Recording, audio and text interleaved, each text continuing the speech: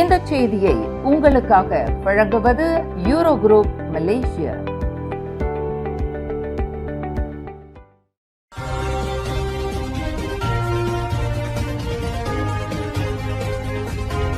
வணக்கம். திசைகளின் 5 மணி செய்திகள். தீ வைப்பு சம்பவத்தில் தொடர்புடைய பயணியை ஏற்றிச் சென்ற கிராப் ஓட்டுநர் கைது, தவறான நடவடிக்கை என குற்றச்சாட்டு.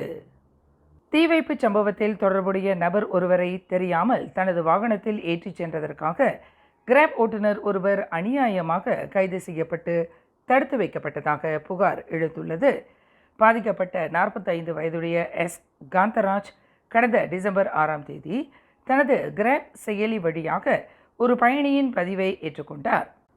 அந்த பயணியின் பயணம் ஓர் இடத்தில் தொடங்கி மற்றொரு இடத்திற்கு சென்று மீண்டும் பழைய இடத்திற்கே திரும்புவதாக அமைந்திருந்தது. வழக்கமான நடைமுறைப்படி இடையில் ஒரு நிறுத்தம் வந்தபோது காந்தராஜ் 3 நிமிடங்கள் காத்திருந்தார். அப்போது அந்த பயணி ஒரு வழக்கறிஞர் கடிதத்தை ஒப்படைத்துவிட்டு வருவதாக கூறி சென்றார். ஆனால் அந்த நேரத்தில் அந்த பயணி ஓரிடத்தில் தீ வைப்பு சம்பவத்தில் ஈடுபட்டது சிசிடிவி காட்சிகளில் பதிவாகி உள்ளது. காரில் காத்திருந்த காந்தராஜுக்கு இது குறித்து எதுவும் தெரியாது. பயணம் முடிந்த பிறகு அந்த பயணி கட்டணம் செலுத்தாமல் தப்பி ஓடிவிட்டார். இது குறித்து காந்தராஜ் கிராப் நிறுவனத்திடம் புகார் அளித்து தனது கட்டணத்தை பெற்றுக்கொண்டார். இந்நிலையில் கடந்த ஜனவரி 6ஆம் தேதி 3 போலீஸ் அதிகாரிகள் காந்தராஜின் வீட்டிற்கு சென்று முறையான வாரண்ட் அல்லது விளக்கம் ஏதுமின்றி அவரது குடும்பத்தினர் முன்னிலையில் அவரை கைது செய்தனர். அவரது கார் மற்றும் கைபேசியும் பறிமுதல் செய்யப்பட்டன. 4 நாட்கள் தடுப்பு காவலில் வைக்கப்பட்ட அவர் கை விலங்கிடப்பட்டு நீதிமன்றத்தில் முன்னிலைப்படுத்தப்பட்டதாக இன்று மவுண்ட் கியாராவில் நடைபெற்ற செய்தியாளர்கள் கூட்டத்தில் காந்தராஜ் தனது நிலை குறித்து விவரித்தார். இந்த சம்பவத்தால் தான் கடுமையாக பாதிக்கப்பட்டுள்ளதாக கூறிய காந்தராஜ், எனது பிள்ளைகள் அச்சமடைந்துள்ளனர். ஒருவர் உடல்நிலை சரியில்லாமல் போனார், மற்றவர் தேர்வுக்கு செல்ல முடியாமல் போனது. எனது கார் மற்றும் ஃபோன் பறிமுதல் செய்யப்பட்டதால் வாழ்வாதாரமும் பாதிக்கப்பட்டுள்ளது என தனது வேதனையை பகிர்ந்து கொண்டார். அன்னைக்கு எனக்கு தான் இந்த இன்சிடென்ட் நடந்துச்சு. ஆக்சுவலி என்னோட இது என்னன்னா, அந்த மாதிரி அவங்க ட்ரீட் பண்ணது எனக்கு பிடிக்கல. ஏன்னா நான் தப்பு பண்ணேன்னு நான் எல்லாம் ப்ரூஃபும் கொடுத்துட்டேன் அவங்ககிட்ட. அவங்க வந்து இந்த கொஞ்சம் சேசர் பண்ணியிருக்கலாம். சின்ன பண்ணி என்னை வீட்டில் விட்டுருந்தாங்க. திரும்ப நான் வந்திருக்க அப்புறம் கூப்பிட்றப்ப கால் பண்ண நான் வந்திருப்பேன். ஆனால் அதை அவங்க செய்யலை. என்னை சேசாட்னா கூப்பிட்டு போனாங்க, விட்டுருவோன்னாங்க. அப்புறம் பார்த்தா அன்னைக்கு போன பத்திரத்தில் இந்த மாதிரி இவங்க முடியாது, நாளைக்கு வரைக்கும் உங்களை வச்சிருக்கணும்னு சொல்லிட்டு அப்புறம் ரிமாண்ட் பண்ணாங்க. அது ரிமாண்ட் பண்ணி என் லோக்காப்பில் போட்ட அந்த வாழ்க்கை எனக்கு பிடிக்காத ஒரு வாழ்க்கை. எனக்கு பிடிக்கல அந்த வாழ்க்கை. ஏன்னா நம்ம தப்பு செஞ்சு போய் அந்த இடத்துல உட்காந்துருந்தா பரவாயில்ல. தப்பு செய்யாத ஒரு இதுக்கு போய் உட்காந்துட்டு ஏன்னா நம்ம எல்லாமே எனக்கு கொடுத்தாச்சு வேற. இப்போ நம்ம என்ன கேள்வின்னா, இப்போ அந்த அந்த பேசஞ்சர் ஒரு தப்பு பண்ணிட்டான்னு சொல்லிட்டு என்னைய பிடிச்சிருக்கீங்க. ஓகே, என்னோட இதை நான் கொடுத்துட்டேன். அடுத்து உங்க டீட்டெயில் வந்து கிராப் கொடுக்கல வச்சுங்களேன். ஒரு பிளாட்ஃபார்ம் கொடுக்கலன்னா அந்த பிளாட்ஃபார்ம் பிடிச்சி நீங்க போட்டு உட்கார வச்சிருங்க லோக்கப்ல. தரை பொது போக்குவரத்து உருமாற்று சங்கத்தின் தலைவர் எம். நாதன் இது குறித்து கூறுகையில், காந்தராஜ் தனது வேலையை மட்டுமே செய்தார். அந்த பயணியின் பின்னணி குறித்து அவருக்கு எதுவும் தெரியாது. கிராப் செயலியில் குவயட் ரைட் எனும் அமைதியான பயணம் என்ற வசதி இருந்ததால் அவருக்கும் பயணிக்கும் இடையே உரையாடலும் அதிகம் இல்லை. இந்நிலையில் ஓர் அப்பாவியான காந்தராஜ் கைது செய்யப்பட்ட முறை தவறு என்று நாதன் வாதிடுகிறார். இதனால மனம் உளைச்சலாச்சு. பிளஸ் அந்த அன்னைக்கு அவர் வீட்டில் வந்து பிடிக்கிற அன்னைக்கு அவருக்கு பிறந்த நாள். பிள்ளைங்க ஃபேமிலி மெம்பர்ஸ்லாம் வந்து ஒரு சின்ன செலிப்ரேஷன் பண்ணுறதுன்னு காத்துக்கிட்டு இருந்தாங்க. எழுப்பி கூட்டு போய் இந்த மாதிரி பண்ணி அந்த மனுஷனை அந்த பர்த்டே ஒரு டார்க்கஸ்ட் டே இந்த லைஃப் ஆக்கிட்டாங்க. என்னங்க இது உலகம்? அப்போ சட்டங்களில் வந்து நாங்கள் போலீஸை குறை சொல்லல. இந்த எஸ்ஓபியை வந்து திருத்தணும், புதுசாக மாற்றணும் இந்த எஸ்ஓபி. இது ஏன்னா எல்லா பாலைக்கும் இந்த எஸ்ஓபி கிடையாது. ஒவ்வொரு பாலை ஒவ்வொரு பூடி பச்சாரில் தான் நடக்குது. அப்போ இந்த மாதிரி விஷயம் நடந்து இருக்கும் போது இப்போ இருக்க பார்த்தீங்கன்னா அவர் கார்டியும் அவர் ஃபோனை ஒன்றும் கொடுக்கல. அவர் ஒரு எந்த தவறும் செய்யாதவர். ஆனால் மகான் புக்தி பேரில் வந்து காந்தராஜின் வழக்கறிஞர் எஸ். விக்னேஷ் கூறுகையில், இந்த கைது நடவடிக்கை அரசியலமைப்பு சட்டத்திற்கு எதிரானது. கிராப் நிறுவனத்திடமிருந்து தகவல்களை பெறுவதற்கு பதிலாக ஓட்டுநரை தடுத்து வைத்தது தேவையற்றது. காவல்துறை முறையான விளக்கம் அளிக்காவிட்டால் சிவில் வழக்கு தொடரப்படும் என எச்சரித்தார். எல்லாம் முடிச்சிருக்க வேலை அதை எக்ஸ்டெண்ட் பண்ணி இது பண்ணி அது நம்ம வந்து போலீஸ்காரங்க தப்பு சொல்றோம். அவங்க வேலையை அவங்க செய்யறாங்க. பட் இது என்னன்னா, நம்மளுக்கு வந்து எல்லா பாலாயிலும் எஸ்பெஷலி ஃபார் நம்ம தமிழர்களே நிறைய பேர் வந்து கிராப் ஓட்டுறாங்க. கிராப் பண்ண சொல்ல விட்டாங்க. ஸோ இது வந்து அடுத்தது நம்ம ஆளுக்கும் சரி, எல்லாத்துக்கும் மலேசியன்ஸ் எல்லாமே நடக்கக்கூடாது. ஒரு ஒரு ஒரு பாலாயில பண்ணா ஒண்ணு சொல்லுவாங்க. இது வந்து ஒரு மண்டுவுக்கு மட்டும், டிரைவர்ஸ்க்கு மட்டும் ஒரு லா that can implement for them. இந்த மாதிரி பிடிச்சிட்டா அனைத்து இ-ஹெயிலிங் தளங்களிலும் பயணிகளின் அடையாளத்தை சரிபார்க்கும் இ-கேஒய்சி முறையை கட்டாயமாக்க வேண்டும் என போக்குவரத்து அமைச்சுக்கு இந்த குழுவினர் இன்று கோரிக்கை விடுத்துள்ளனர். அபுதாபியிலிருந்து தாய்லாந்தின் புக்கெட் நோக்கி சென்று கொண்டிருந்த எத்திஹாட் ஏர்வேஸ் விமானம் இன்று தரையிறங்குவதற்கு சற்று முன்னதாக கடுமையான வான்வழி சுழற்சி மற்றும் குலுக்கலுக்கு உள்ளானது. விமானம் புக்கெட் அனைத்துலக விமான நிலையத்தில் தரை இறங்குவதற்கு சுமார் 40 நிமிடங்களுக்கு முன்னதாக எதிர்பாராத விதமாக வளிமண்டல அழுத்த மாறுபாட்டால் அந்த விமானம் கடுமையான குலுக்கலை சந்தித்தது. இதில் விமானத்தில் பயணம் செய்த சில பயணிகள் மற்றும் விமான பணியாளர்களுக்கு காயம் ஏற்பட்டது. விமானத்தின் உட்புற பகுதிகள் சில சேதமடைந்ததாகவும் உணவு தட்டுகள் மற்றும் பொருட்கள் சிதறியதாகவும் தகவல்கள் தெரிவிக்கின்றன.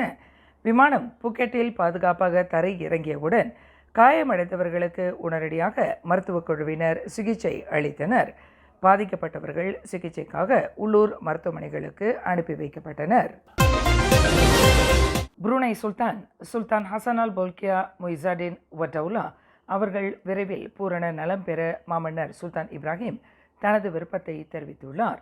புரூனை சுல்தான் அவர்கள் முழங்கால் அறுவை சிகிச்சை செய்து கொண்ட நிலையில் அவர் விரைவில் முழு ஆரோக்கியத்துடன் குணமடைய தானும் தனது குடும்பத்தினரும் இறைவனை பிரார்த்திப்பதாக மாமன்னர் தெரிவித்துள்ளார். மலேசியா மற்றும் புரூனை ஆகிய இரு நாடுகளுக்கும் இடையே நிலவும் மிக நெருக்கமான மற்றும் சகோதரத்துவ உறவை மாமன்னரின் இந்த வாழ்த்துச் செய்தி மீண்டும் பிரதிபலிக்கிறது. புரூனை சுல்தான் அவர்கள் தென்கிழக்காசியாவின் மிக முக்கியமான தலைவர்களில் ஒருவராகவும் மலேசிய அரச குடும்பத்தினருடன் மிக நெருங்கிய நட்பு கொண்டவராகவும் விளங்குவது குறிப்பிடத்தக்கது. மாமன்னரின் இந்த செய்தி இரு நாட்டு மக்களிடையே நிகழ்ச்சியை ஏற்படுத்தியுள்ளது. கிள்ளான் கம்பங் ஜோஹான் சத்யா வீடமைப்பு பகுதிகளில் சில வீடுகளில் தீ வைத்து நாச வேலைகளில் ஈடுபட்டு வந்ததாக நம்பப்படும் சந்தேக நபரை போலீசார் கைது செய்துள்ளனர். 44 வயது மதிக்கத்தக்க அந்த சந்தேக நபர் நேற்று போலீசாரால் கைது செய்யப்பட்டதாக தென்கிள்ளான் மாவட்ட துணை போலீஸ் தலைவர் கமல் அரிஃபின் அமன்ஷா தெரிவித்தார். சம்பந்தப்பட்ட நபர் 15 குற்றப்பதிவுகளை கொண்டுள்ளதாக அவர் குறிப்பிட்டார்.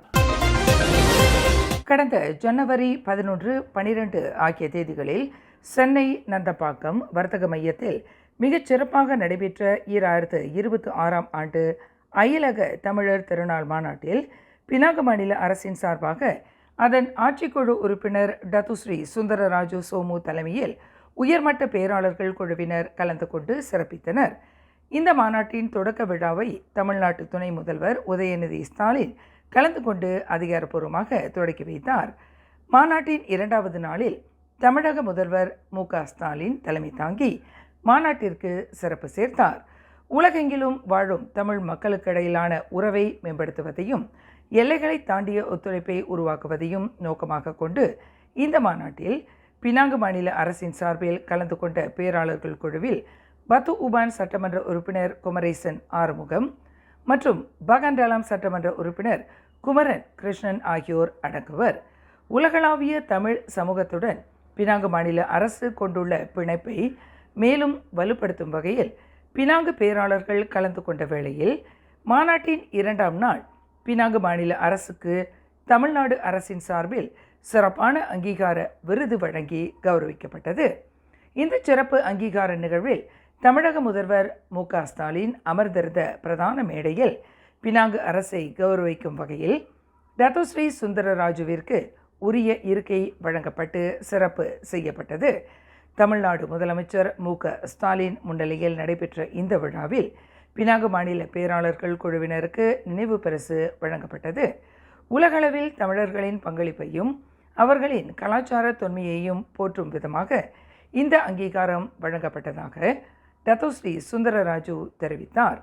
தென்கிழக்காசியாவில் தமிழ் மரபின் கலங்கரை விளக்கமாக திகழும் பினாங்கின் பங்களிப்பை இந்த விருது மூலம் அங்கீகரிக்கப்பட்டதாக அவர் கூறினார். பினாங்கு மற்றும் தமிழ்நாடு அரசுக்கு இடையே நிலவும் நீண்ட கால வரலாற்று ரீதியான உறவையும் கலாச்சார பிணைப்பையும் இந்த நிகழ்வு மேலும் உறுதிப்படுத்தியுள்ளது. கல்வி, பொருளாதார முன்னேற்றம் மற்றும் பாரம்பரிய பாதுகாப்பு ஆகிய துறைகளில் உலகளாவிய தமிழ் சமூகத்தை ஒருங்கிணைக்க இந்த மேடை ஒரு பாலமாக அமைந்தது என்று டத்துஸ்ரீ சுந்தரராஜு வர்ணித்தார். பினாங்கு மாநிலத்தின் சார்பில் கலந்து கொண்ட சட்டமன்ற உறுப்பினர்களான குமரேசன் ஆறுமுகம், குமரன் கிருஷ்ணன் ஆகியோருடன் இணைந்து இந்த பெருமைமிகு அங்கீகாரத்தை டத்துஸ்ரீ சுந்தரராஜு பெற்றுக்கொண்டார். பினாங்கு மாநிலத்திற்கு வழங்கப்பட்ட இந்த சிறப்பான வரவேற்பிற்கும் அங்கீகாரத்திற்கும் தமிழ்நாடு அரசுக்கு தனது மனமார்ந்த நன்றியை தெரிவித்துக் கொண்ட டத்துஸ்ரீ சுந்தரராஜு தலைமையிலான பேராளர்கள் குழுவினர் வரும் தலைமுறையினருக்காக தமிழ் மரபை காக்கவும் உலக தமிழர்களிடையே ஒற்றுமையை வளர்க்கவும் தொடர்ந்து பாடுபடப் போவதாக உறுதி பூண்டனர். சரவா ஸ்ரீ அமான் மாவட்டத்தில் தமான் முத்தியாரா வீடமைப்பு பகுதியில் உள்ள ஒரு வீட்டில் தலைமை ஆசிரியர் ஒருவரும் தாதியரான அவரின் மனைவியும் கொலை உண்ட நிலையில் இறந்து கிடந்தது இன்று காலையில் கண்டுபிடிக்கப்பட்டது. அந்த தம்பதியரின் மகன் காலையில் பள்ளிக்கு புறப்பட ஆயத்தமான போது வீட்டின் படுக்கை அறையில் தனது பெற்றோர் இறந்து கிடந்ததைக் கண்டு அதிர்ச்சிக்குள்ளாகிய நிலையில் பின்னர் இது குறித்து போலீசுக்கு தகவல் அளித்துள்ளார். லுபோ அந்து மாவட்டத்தில் உள்ள எஸ்கே ஸ்பாங்கி தொடக்கப்பள்ளியின் தலைமை ஆசிரியராக பணியாற்றி வந்த 45 வயது ஆண்டி ராய் ஜுன்ரான் ஸ்ரீ அமான் மருத்துவமனையில் ஒரு தாதியரான அவரின் 44 வயது மனைவி ஆகியோரே இந்த சம்பவத்தில் இறந்தவர்கள் ஆவர் என்று அடையாளம் கூறப்பட்டது. அவர்களின் உடல்களில் பலத்த காயங்கள் கண்டறியப்பட்டுள்ளன. சமூக வலைதளங்களில் வைரலாகி வரும் தகவலின்படி அந்த தம்பதியர் கொலை செய்யப்பட்டிருக்கலாம் என்று கூறப்படுகிறது. சரவா மாநில போலீஸ் தலைவர் கமிஷனர் டத்தோ முகமது ஜானால் அப்துல்லா கூறுகையில், குற்றவியல் சட்டம் 302 பிரிவின் கீழ் இதுகுறித்து தாங்கள் தீவிர விசாரணை செய்து வருவதாக தெரிவித்தார். தாய்லாந்தின் வடகிழக்கு பகுதியில் இன்று காலையில் கட்டுமான பணியில் ஈடுபட்டிருந்த பிரம்மாண்டமான பாரந்தூக்கி இயந்திரமான கிரேன் ஒன்று ஓடிக்கொண்டிருந்த பயணிகள் ரயில் மீது விழுந்ததில் குறைந்தது 22 பேர் உயிர் இழந்துள்ளனர் மற்றும் 80க்கும் மேற்பட்டோர் காயம் அடைந்துள்ளனர். இந்த விபத்து தலைநகர் பேங்காக் நகருக்கு வடகிழக்கே சுமார் 230 கிலோமீட்டர் தொலைவில் உள்ள நகோன் ரச்சசீமா மாநிலத்தில் சிக்கியோ மாவட்டத்தில் நிகழ்ந்தது. தலைநகர் பேங்காக்கில் இருந்து உபோன் ரச்சதானி நோக்கி சென்று கொண்டிருந்த அந்த ரயிலில் சுமார் 195 முதல் 208 பயணிகள் வரை இருந்ததாக தெரிகிறது. அதிவேக ரயில் திட்டத்திற்காக பாலம் கட்டும் பணியில் ஈடுபட்டிருந்த பாரந்தூக்கி இயந்திரம் திடீரென நிலை தடுமாறி ரயிலின் 3 பெட்டிகள் மீது விழுந்தது. இதனால் ரயில் பெட்டிகள் தடம் புரண்டதோடு சில பெட்டிகளில் தீ விபத்தும் ஏற்பட்டது. ஆரம்பகட்ட செய்திகளில் பலி எண்ணிக்கை 12 மற்றும் 19 என குறிப்பிடப்பட்ட நிலையில் தற்போது மீட்பு பணிகள் தொடர உயிர் இழந்தோரின் எண்ணிக்கை 22ஆக அதிகரித்துள்ளது. மேலும் செய்திகளை தெரிந்து கொள்ள கீழே இருக்கும் பெல் பட்டனை அழுத்துங்கள். உங்கள் மகிழ்ச்சியை வெளிப்படுத்த லைக் மற்றும் ஷேர் செய்யுங்கள். தொடர்ந்து திசைகளோடு இணைந்திருக்க சப்ஸ்கிரைப் செய்யுங்கள்.